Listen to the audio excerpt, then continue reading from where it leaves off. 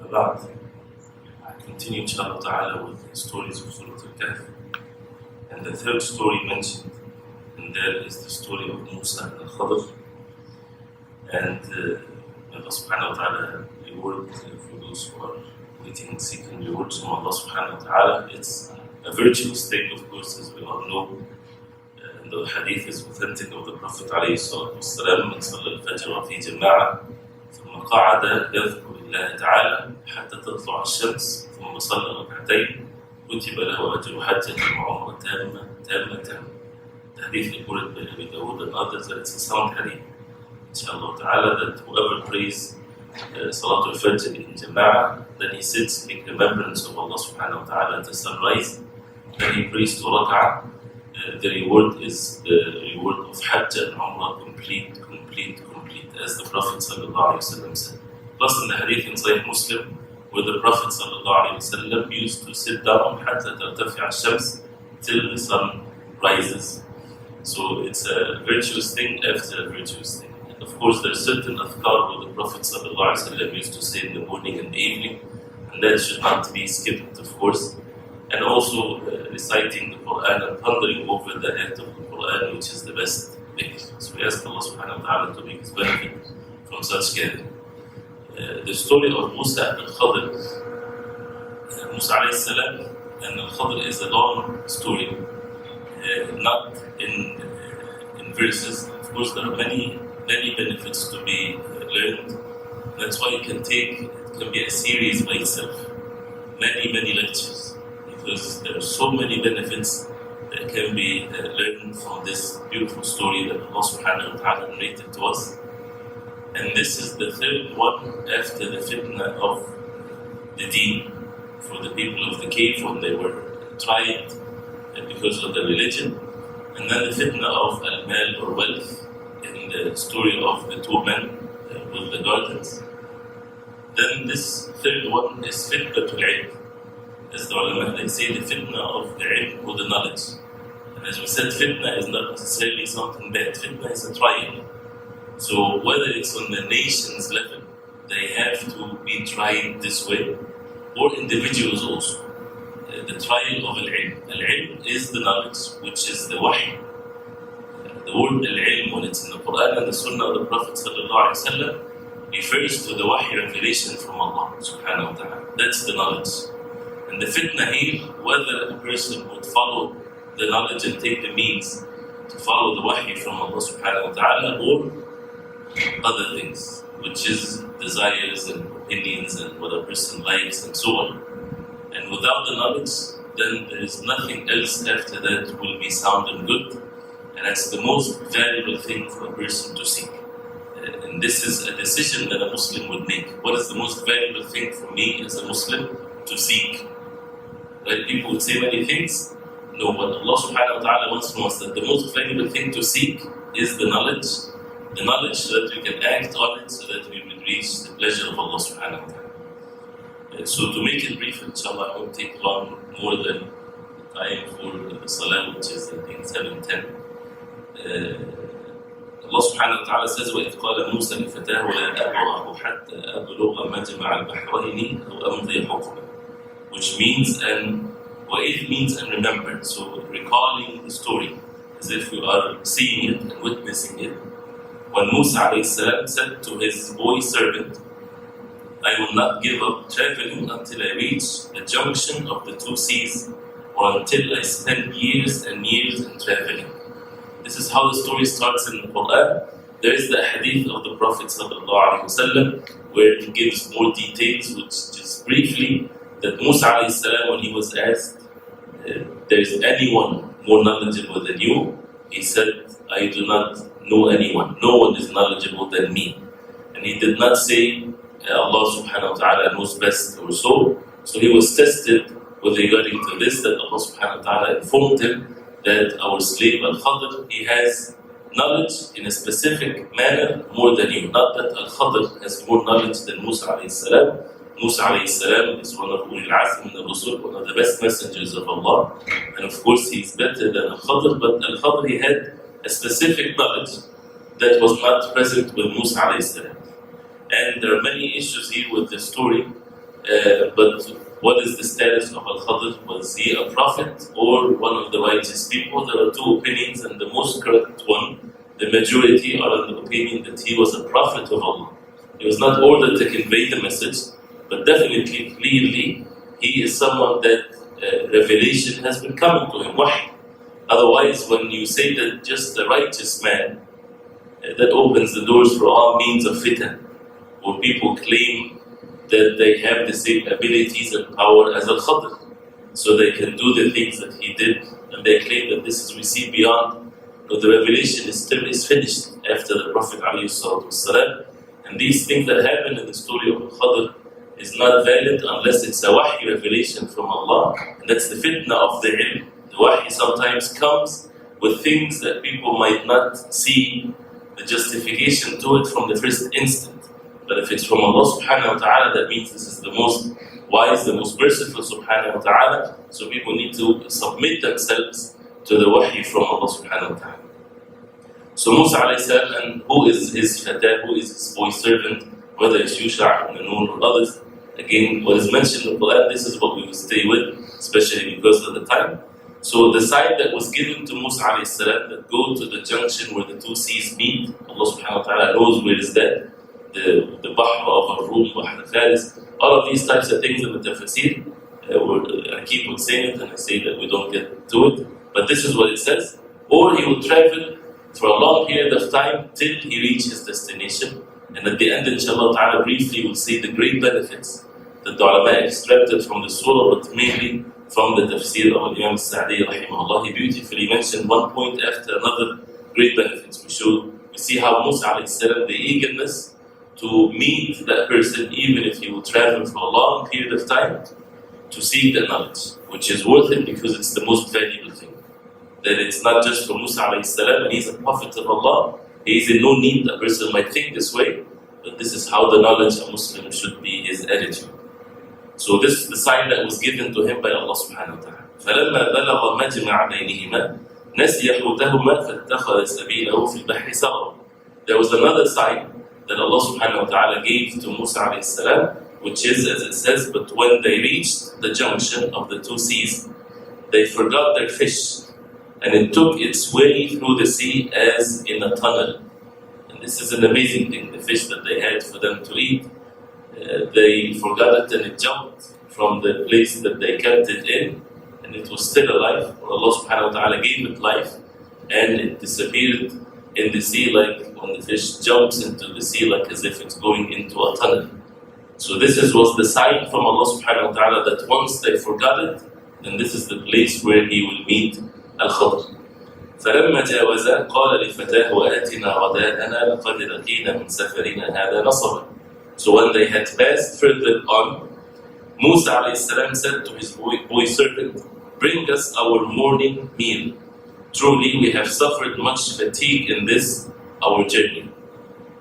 And again, we should always remember this journey, leaving his family and the people, and he's a prophet of Allah, leaving all of this to learn a knowledge that he doesn't have, and goes through these difficulties and physical difficulties that they went through. So when he said to his servant, "Bring us the food to eat," قال أرأيت إذ أوينا إلى الصخرة فإني نسيت الحوت وما أنسانيه إلا الشيطان أن أذكره واتخذ سبيله في البحر عجبا.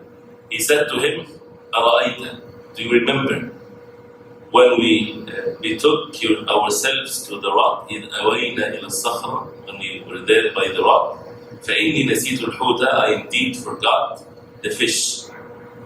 وما أنسانيه إلا الشيطان وأن أذكره, none but shaitan made me forget to remember it, which is another benefit. Shaitan always make people to forget what is benefiting for them.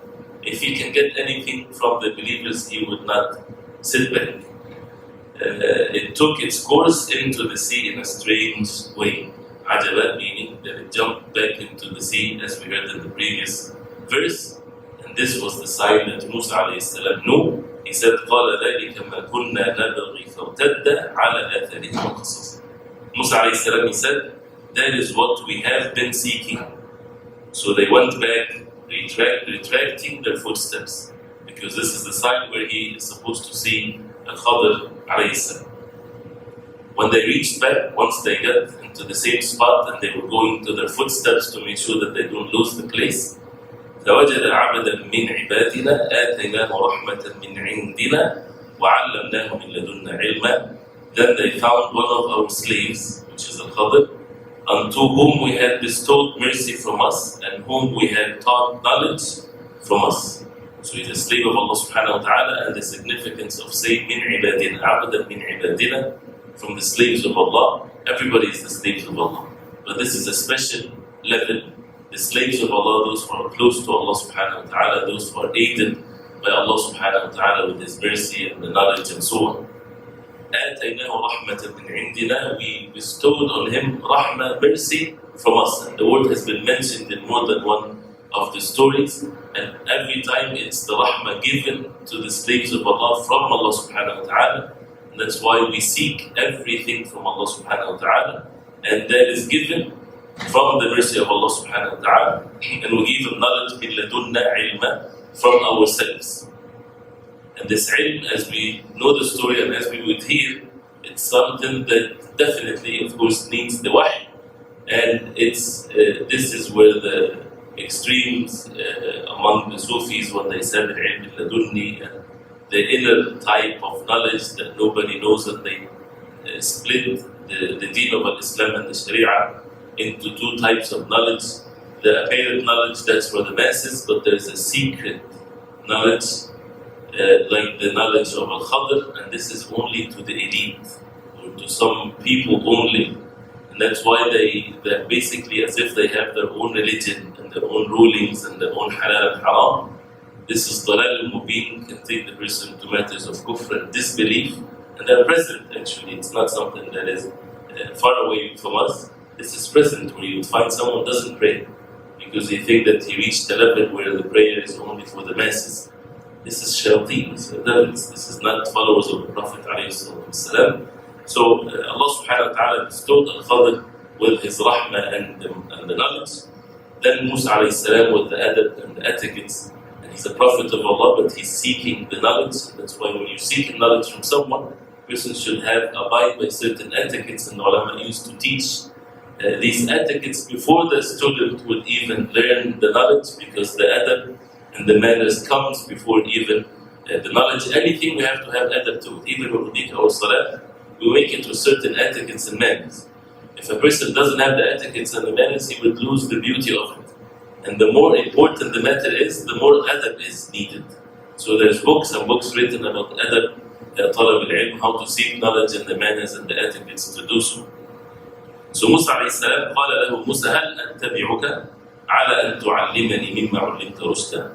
He said to him, may I follow you so that you teach me something of that knowledge which you have been taught by Allah subhanahu wa ta'ala. So this is the asking the question in such a beautiful way, and reminding him that this is something that Allah subhanahu wa ta'ala had taught him. So it's like the zakah of the ilm. The charity of the ilm is to not to conceal it, but to convey it to others. To be generous, and generosity and al-jud is levels.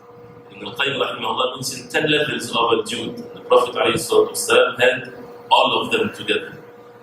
Generosity is not just with wealth, this is one of the ways of it. And also with one's knowledge. A person seek knowledge with the intention that he will be generous. The same way a Muslim might seek wealth with the intention that he wants to give charity, because it's a good deed, it's a great deed. So seeking knowledge with the intention to give it to others, to convey it to others, this is the best thing that you can give to someone, more virtues and better than wealth and so on. So whatever seeking knowledge and all kinds of means of generosity to the people. So he asked him, can I do that? قَالَ إِنَّكَ لَن تَسْتَطِيعَ مَعِي صَبْرًا. He said to him, verily you will not be able to have patience with me. He's warning him from the beginning, because it's different than what people might think it is. وَكَيْفَ تَصْبِرُ عَلَى مَا لَمْ تُحِطْ بِهِ خُبْرًا. And how can you have patience about a thing which you know not? Which is a very important benefit. Most people, when they don't have patience, it's because they don't have the proper knowledge. Why would you be patient and suffer now For what reason? There has to be something coming ahead. And that's why a person will be patient. People, when they go to work, and it's a very tough work, what makes them patient? If someone comes out of space and see these people suffering from 8 to 5, for example, why would they do such a thing? Are they crazy people? But if he knows that there is something that they're seeking, the paycheck, the money that comes at the end of the day, or the end of the week, the end of the month, sometimes it's a project that takes years, people are patiently waiting for this, then you will understand. So knowing and encompassing the matter with knowledge helps the person to have patience, carries the person to be good in matters of patience, and that's why in any order that Allah subhanahu wa ta'ala ordered us, if a person doesn't have the knowledge and the heart is attached to the hereafter, then the matter becomes very difficult. Otherwise it becomes so easy with patience. And there's no act of worship that Allah subhanahu wa ta'ala ordered us unless you would find that it's in the basics of the human beings. Everybody knows what patience is. So we're not ordered to worship Allah with something that we do not know and relate to in matters of livelihood.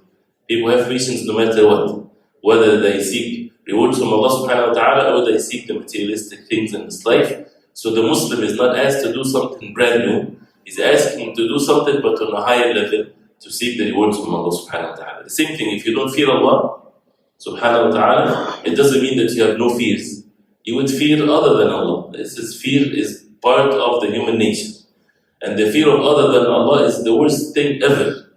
But the fear of Allah subhanahu wa ta'ala is the most beautiful thing ever. So a person needs to basically have all matters of worship for Allah subhanahu wa ta'ala. So كيف تصبر على ما لم تحط به خبرا? How can you be patient with something that you know not? قال ستجدني إن شاء الله صابرا ولا أعصي لك أمرا. Musa alayhi salam said to him, if Allah will, you will find me patient and I will not disobey you in art.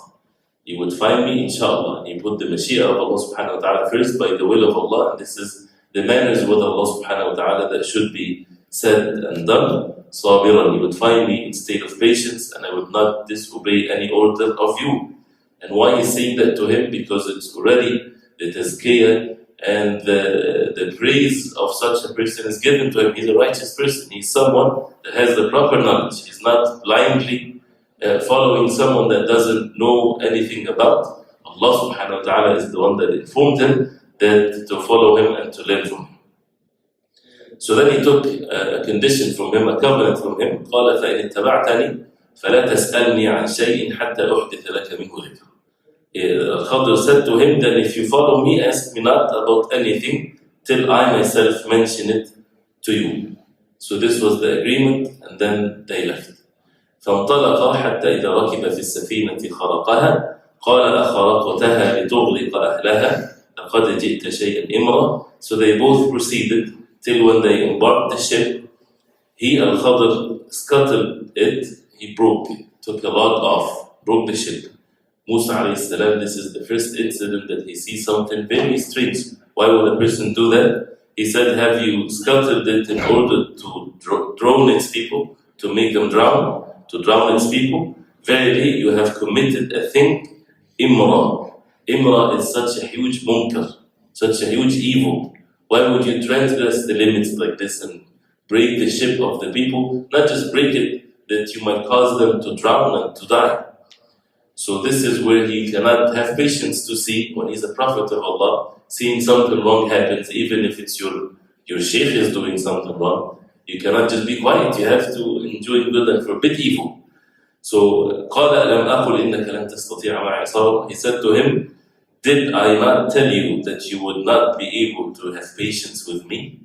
So now he remembered, قال لا تؤاخذني بما نسيت ولا ترهقني من أمري عسرا. Call me not to account for what I forgot, and be not hard upon me for my affair with you.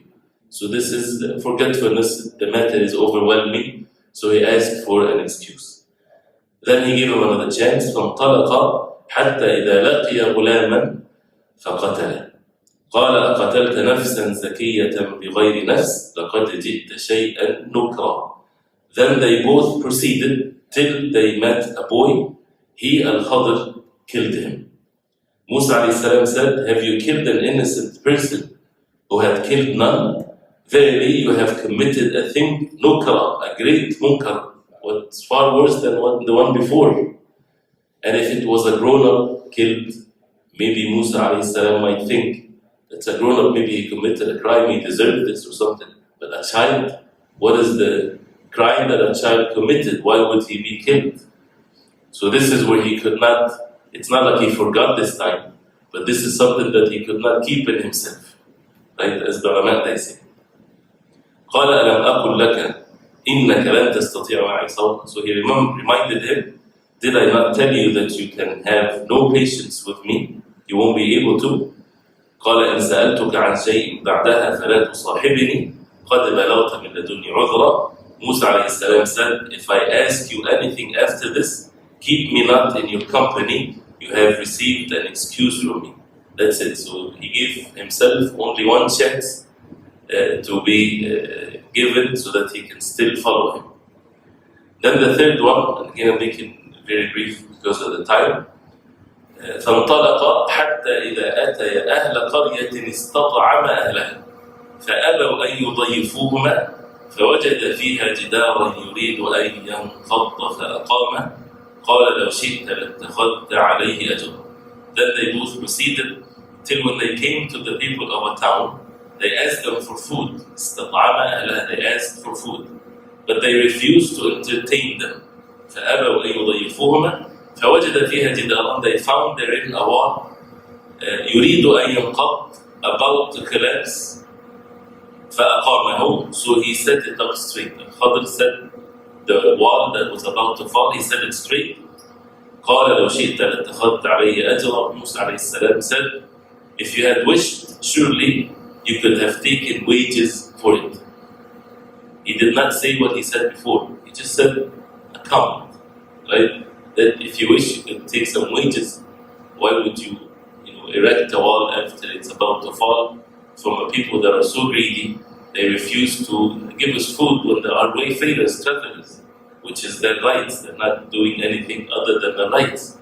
So they refused. So how can you do that to them? He did not oppose what he did. He just said this comment. So Al-Khadr said, قال هذا فراق بيني وبينك سأنبئك بتأويل ما لم تستطع عليه صبرا. هذا فراق بيني وبينك سأنبئك بتأويل ما لم تستطع عليه صبرا. He said that this is the parting between me and you. That's it. This is he's departing from him. I will tell you the interpretation of those things over which you were unable to hold patience. As the Prophet ﷺ said, may Allah subhanahu wa ta'ala have mercy on Al-Khadr. If he had patience, we could have got to know more of the story of Al-Khadr. But now he'll explain to him what happened and the things that he could not have patience with. And then the explanation comes as for the Safina. I'm reciting the verses for the barakah and the blessings of reciting these verses. أما السفينة فكانت في مساكين يعملون في البحر فأردت أن أعيبها وكان وراءهم ملك يأخذ كل سفينة غصبا. As for the ship, it belonged to masakin, poor people, working in the sea. So I wished to make a defective damage in it, as there was a king after them who seized every ship by force. So two evil, but one is far worse than the other. If the king sees this ship and it's good, he will take it. So they would lose everything. So to make a small harm for them that is sustainable, they can fix it, better for them so that they would avoid the biggest loss. It's a principle in our deen. Who can do these things? Not anybody. Person has to have high knowledge to be able to know how to do these things, the knowledge of the deen, of course. That's why the alim is not the one necessarily that knows the halal and haram and that's it. The real alim is the one that can choose between the lessers of two evils and the best of two goods. This is the most difficult thing to choose when you have no choice but one of two evils to do or one of two goods to do. Which one to do? That definitely needs knowledge. So this is where the ship. And as وَأَمَّا الْغُلَامُ فَكَانَ أَبَوَاهُ مُؤْمِنَيْنِ فَخَشِينَا أَن يُرْهِقَهُمَا طُغْيَانًا وَكُفْرًا فَأَرَدْنَا أَن يُبْدِلَهُمَا رَبُّهُمَا خَيْرًا مِنْهُ زَكَاةً وَأَقْرَبَ رَحْمًا. And as for the boy, his parents were believers, and we were feared lest he should oppress them by rebellion and disbelief. So we intended that the Lord should change him for them for one better in righteousness and near to mercy. So he was sent by Allah subhanahu wa ta'ala. We know that children dies. Allah subhanahu wa ta'ala was the one that caused them to die. Their creator. If a human being kill anyone, this is unjustified, this is evil. And there's no way to justify to kill the child. Even if authority, they capture a child that committed a crime, he's not responsible for his actions. But Allah subhanahu wa ta'ala, the owner of all things, He causes even children to die, and that's by the wisdom of Allah and the mercy of Allah. So Al-Khadr, he was not acting on his own knowledge that he knows what's going to happen in the future. This is what Allah subhanahu wa ta'ala revealed to him, that he did this because of what we heard, that in the qadr of Allah subhanahu wa ta'ala, that this child, if he is to grow up, he will cause so much harm to his parents, and becomes fitna for them in matters of the religion and so on. So Allah subhanahu wa ta'ala willed for that child to die and to return to Allah subhanahu wa ta'ala. وأما الجدار فكان لغلامين يتيمين في المدينة وكان تحته كنز لهما وكان أبوهما صالحا فأراد ربك أن يبلغا أشدهما ويستخرجا كنزهما رحمة من ربك وما فعلته عن أمري ذلك تأويل ما لم تستطع عليه صبرا. And as for the wall, it belonged to two orphans, the third case. Two orphan boys in the town, and there was under it a treasure belonging to them. And their father was a righteous man, and your Lord intended that they should attain their age of full strength and take out their treasure as a mercy from your Lord, and I did it not of my own accord. That is the interpretation of those things over which you could not hold patience. So at the end he said, this is وَمَا فَعَلْتُ عَنْ أَمْرِي. I did not do that based on my way or my opinion. This is the order of Allah subhanahu wa ta'ala. And no one is permissible for him after the Prophet ﷺ to say anything of that nature, as we said, because the wahy has been terminated by the death of the Prophet ﷺ. Al-Jidar, the wall, why did he erect it when these people are greedy? Under the wall, as we heard, is a treasure for two orphans. Their father died and he was a righteous man. Allah subhanahu wa ta'ala sent Al-Khadr from Allah subhanahu wa ta'ala knows best from where to go there and to erect this wall, because of the righteousness of the Father, which give us the ways of Allah subhanahu wa ta'ala on earth, that al-hifd and the protection for one's wealth and family and offsprings, it extended from one generation to the other, but with the condition that a person is righteous. Because it's a fitna. A person might think if he's righteous, that might take away from the benefits to his children, to his matters of wealth, because there's halal and haram, especially with matters of money and what would a person leave for them after he dies. So the concern is valid as long as it's in a halal way and doesn't take away from other rights in our life. But the most important thing is to be righteous, to do what is halal, to do what is permissible. And by this righteousness, Allah subhanahu wa ta'ala will bestow mercy unto the offsprings and the children. The many incidences after even the life of the Prophet sallallahu alaihi wasallam, when the father was a righteous person, Sayyid Musayyib, rahimahullah, he used to make salah and he said to his son that I'm making salah for you. Meaning, because of the hadith of the Prophet sallallahu alaihi wasallam, ihfadillah yahfadk. Protect the orders of Allah, Allah will protect you. Will protect you is a general one. In yourself, in your wealth, in your children, and so on. If you protect the orders of Allah subhanahu wa ta'ala. So this is the end of the story as it's mentioned in the Quran very briefly. And if we go again through every verse and every word, there are great benefits, linguistically and in actions, and to know what Allah subhanahu wa ta'ala wants from us. The matter is an amazing one, and it's really an amazing story that nobody can ever comprehend how things like that and the power of Allah subhanahu wa ta'ala, something very strange. But as very briefly in the next 10 minutes inshallah ta'ala, Imam al-Sa'di rahimahullah, he mentioned some of the benefits, just points that we take so that would affect our life, so that it's not just a story that we spend good time listening to it, but something that should affect our actions and our speech. He said, in this amazing story, there are great benefits and qawa'id and foundations and principles, and the benefit of the qawa'id is that you can build many actions based on this one principle. And that's the benefit of learning principles first. Makes things easier. You can relate things easy to the principles that you learn. The virtues of knowledge, of course, and to go for a journey to seek knowledge, it's worth it. People have to calculate things with money and wealth and so on. If you have a question in matters of deen, not just to go to seek knowledge for some time, say if you have a question, a matter of deen that is affecting your life directly. And with the ease of communication nowadays, people would just text or call someone of knowledge, and if he doesn't answer, they get angry with him. How dare he does not answer you? We think he is. And the person would think that he did a great deed and effort when he goes from one place to the other just to go to ask a alim. And if the alim is busy or the person of knowledge is busy, they feel, I came to you, half an hour away. Things like this.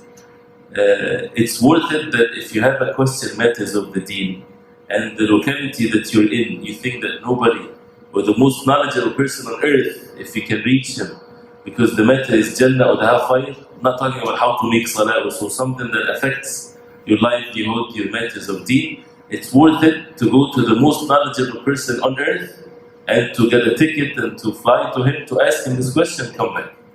I've never heard anyone in our lifetime did this with the ease of communication and travel. Rarely you would find this, right?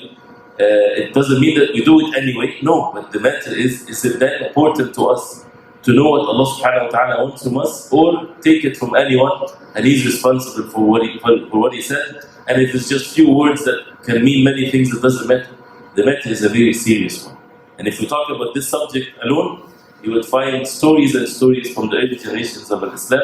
One hadith to travel for 1 month to get to know it, it's worth it. It's not waste of money or time or effort. It's definitely the most valuable thing to know matters of deen and what Allah subhanahu wa ta'ala wants from us. And he says, وَأَنَّهُ أَهَمُ الْأُمُورِ, this is the most important thing, matters of knowledge and what relates to it.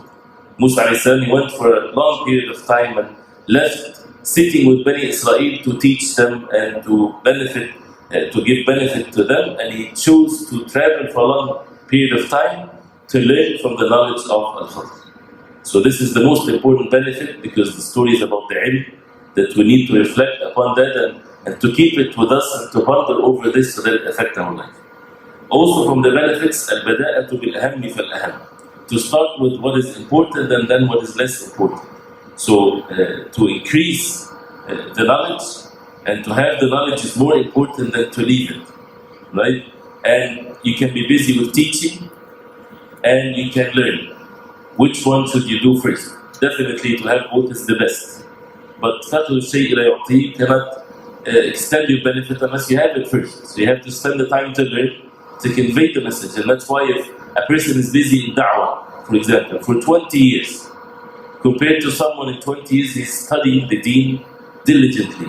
It doesn't mean that he's isolating himself. He would still teach others, but he's not as busy in matters of da'wah as the other. He's studying the deen. Who after 20 years, if Allah subhanahu wa ta'ala give life to both of them, will be more benefiting to the ummah. The one that learned the religion. He will have so much great benefit to the ummah than the one, and both are khair and goodness in them, of course. But if a person has the ability to seek the knowledge, as Rabi'at al-Ra'i said, he should not waste his life. If you see in yourself that you have the ability to learn the deen, then don't waste your life. It's a waste of your life otherwise, and Allah gave you these means for a reason.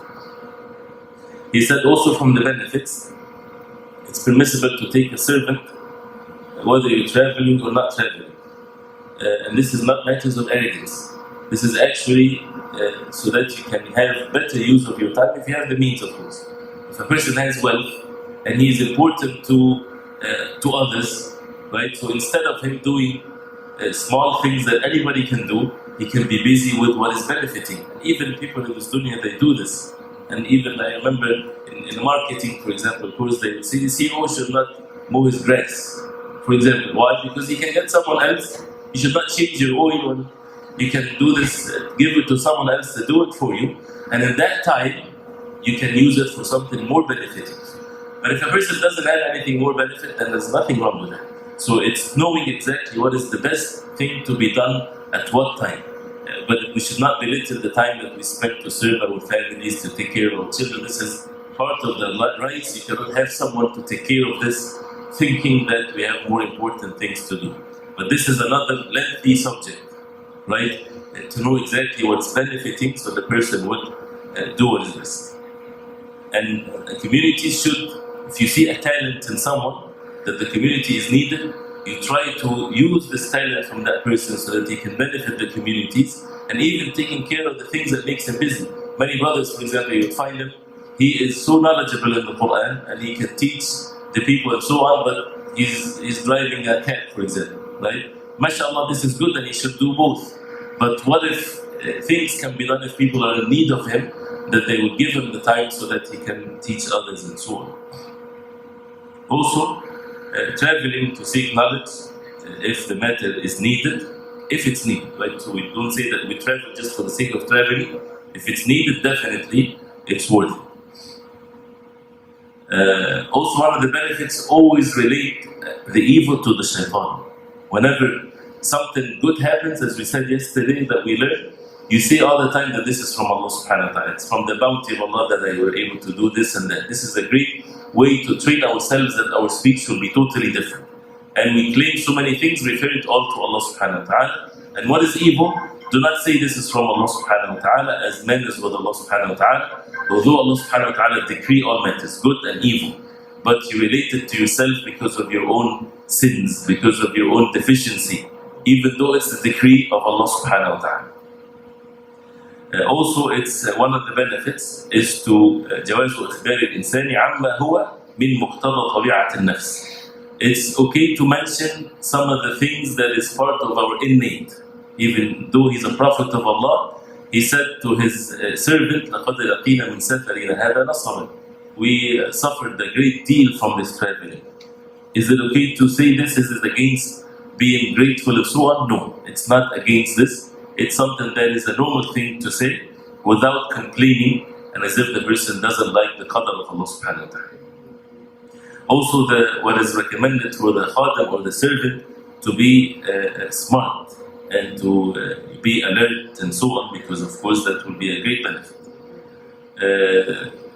They talked about the etiquettes even between the person and his servant. If he has a servant, to feed them from the same food. There's no such a thing as servants. They wear separate clothing, right, as the picture. What a servant is, in movies and even in some parts of the world and so on, the servant, he does not wear the same clothing as the one that he works for. He does not eat the same food that he even cook, right? He has a totally different life so that he looks like a servant. This is not in the deen of Islam. And there's a clear hadith of the Prophet ﷺ that even the slaves, when they were slaves, they are your brothers. Allah subhanahu wa ta'ala made you in charge of them. So make them eat from what you eat and make them wear from what you wear. So the person and his servant, they look the same, right? And they eat the same, but one is serving the other, right? And this is definitely, many people would leave their high paid job to be servants actually, because there's so much in slavery in many of these work environments. Anyway, so many benefits again. He said that the help from Allah subhanahu wa ta'ala comes to the person, this is an important one, according to how much effort he put into the matter. If Allah gave you 2-3 means and the matter needs 10, and this is all what Allah subhanahu wa ta'ala gave you, if you put the effort in whatever Allah subhanahu wa ta'ala gave you, then the help of Allah subhanahu wa ta'ala will be more on you. If this is the order of Allah. And to make it clear, Ibn al-Qayyim rahimahullah, he said it, and it needs really for a person to be alert to understand this. He said, if Allah subhanahu wa ta'ala ordered us to push a mountain from its place, of course we're not ordered to push a mountain in its place, but if, imagine this was the order of Allah, right? Part of the religion that you go to a mountain and push it. He said, if you rely on Allah subhanahu wa ta'ala, if you make tawakkul on Allah subhanahu wa ta'ala and push it, you'll push it. Because that's the order of Allah. If He ordered you to do something, He won't order you to do something over your capacity. You might think that it's overwhelming because of the lack of knowledge, because of the bad expectations of Allah. If this is the order of Allah, if something haram, stay away from it. You will starve to death? No, you would not starve to death. Your life will be ruined. If it's haram, it's evil. Stay away from it with the sincerity in the heart. Allah subhanahu wa ta'ala will replace it by something better. Take the physical means that you have. People, for example, when they seek wealth and so on, there's so many haram jobs around, and they have only means, only few jobs that they can work. this is the only means that Allah subhanahu wa ta'ala gave you. Seek help from Allah subhanahu wa ta'ala. Allah subhanahu wa ta'ala will make it easy for you. Also, the Al-Khadr, whether he is a prophet or a righteous person, and this is a very difference of opinion. Imam Sa'di rahimahullah, he said that this was a righteous slave and not a prophet of Allah. And again, it's a very differences of opinion, but either ways, he is not a righteous person that people can claim that they can have the same ways. This is something that Allah subhanahu wa ta'ala made special for him. Many benefits also that he is not alive as some people might think, because if he was alive, he would have came and followed the Prophet ﷺ. Plus the Prophet ﷺ said clearly in the hadith, no one would live at the time that the Prophet ﷺ was saying, 100 years from now, no one will be on earth, those who are present today. The man is with al-muallim, with the teacher, and the many different things that I'm not mentioning now the benefits anymore, but just very brief there, to humble, to learn the knowledge, and to spend the time and to have patience and to practice patience and to say inshallah and many things. But because of the time, we'll stop here, and maybe inshallah ta'ala in the next session we can mention some of these benefits. But maybe the present will be different people, but it's okay. It's great benefits. Refer to Tafsir Sa'di. It has great benefits at the end of the story, and to reflect upon each benefit and to be patient with applying it. And you would see that most of the things is in the heart. Most of the struggle is not really physical. It's in the heart. It's the fear of the future. It's the fear of this. It's the hope. It's all of these things. If it's straight, if the person has the yaqeen, the certainty, he's patient, he has good expectations of Allah subhanahu wa ta'ala, then he would find that physically he's not doing anything really threatening to his life or anything. It's all in the heart, and that's why we need to have that strength in the heart to believe in Allah subhanahu wa ta'ala in the proper way, to seek help from Allah subhanahu wa ta'ala. And sins weakens the heart. This is the bad effect of sins. Weakens the heart on all levels, one of which is this. Doesn't give the comfort and the certainty and so on. So we ask Allah subhanahu wa ta'ala to make us benefit from what we heard.